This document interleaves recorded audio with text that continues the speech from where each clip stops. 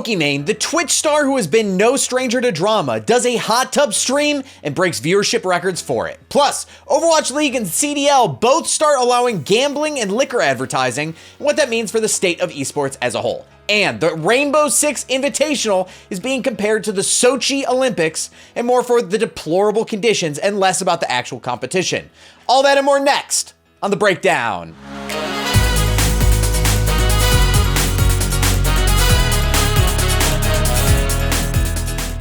Pokimane sets hot tub stream viewer record. The hot tub meta has been a very dominant topic of conversation over the past few weeks when it comes to Twitch, as it seems like not for no reason either. With the rise of streamers doing entire shows while wearing bikinis and showing some skin, a huge amount of streamers have seen a rise of followers whenever they have decided to do a stream in this fashion. But with the convergence of plenty of helpful factors, it seems like Pokimane has become the queen of hot tub streams, and doing it all while hanging out with her friends and avoiding the backlash most hot tub streamers seem to incur.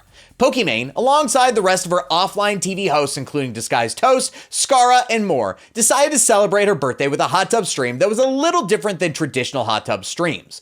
Most participants actually kept t-shirts on, including Pokimane, who wore a t-shirt that had a bikini printed on the front and back. They even brought in a cake and sang to celebrate the streamer turning 25. 3, 2, 1. Happy birthday to you. Happy birthday to you.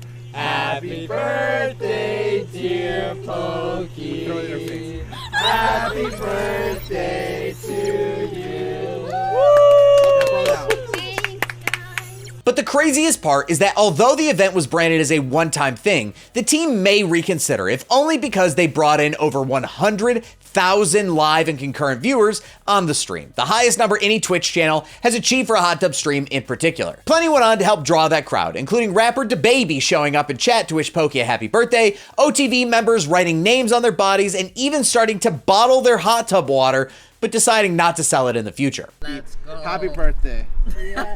Thank you, Skara, for our own bath water. Yeah. Or hot tub water. No, we need to save these as memories. Oh, I like that.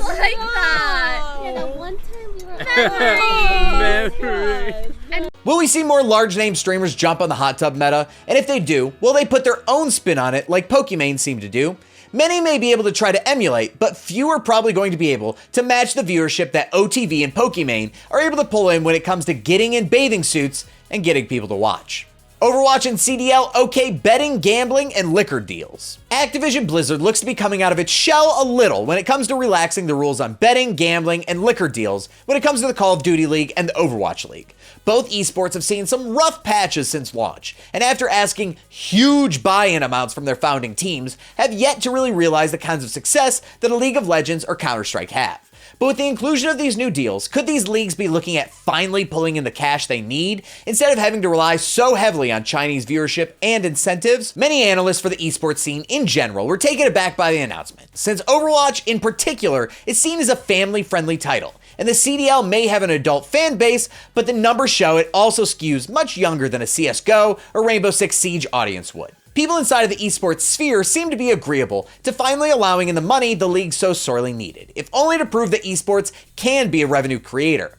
How will it be handled when it comes to advertising to younger audiences? Nobody really knows. But the bigger thing to ask is, do they have to know how to handle it right now? I don't think so. I think it's way bigger for the survival of esports as a whole to try and get on the same level as traditional sports when it comes to being attractive to advertisers. The NFL, the MLB, the MLS, and any other professional sports league have huge lucrative deals with both gambling and betting, and that's only going to continue to grow. For esports to be swimming in that pool of money, they've got to dip their toes in first, and this is the first step to seeing some huge names get into ad spaces that these companies are looking to spend money on. Rainbow Six Siege Invitational, a fire festival disaster. The Rainbow Six community has never really had it easy. They fight for a lot of the press time they get, they seem to be at constant war with a teensy bit toxic community, and the game all the while demands players to compete at the highest levels in technically proficient play. But an already challenging scene is facing more issues, and this time it's all about the players and the conditions they are being forced into when it comes to the latest Rainbow Six Invitational, which some players are likening to the massive disaster of Firefest that Ja Rule co-funded. The Invitational has been absolutely riddled, with pros claiming everything from bed bug infestations to being forced to stay in conditions that wouldn't be acceptable in Guantanamo Bay. As Ninjas in Pajamas player Muzzy said, "This is a joke for me. We are being forced to play in situations. They just didn't let us pee before the game. We joined the game room 1 hour before, and you just can't pee anymore." Another pro said, "Listen, I realize I could pay for room service, but why the hell am I about to spend $20 just so I can actually eat something? Why is the meal that I'm even getting moldy, very small portions, and barely any calories?" Most of the complaints stem from just how terrible the hotel that all the players are being required to stay in and quarantine in. It even goes as far as other players complained that an outlet exploded on them, and then they lost power in their room. From the food being disgusting and lacking in portions, to even another player saying that there are unclean bathrooms and even sinks with missing pipes, it seems like the pros are all being forced to stay in a prison instead of a hotel.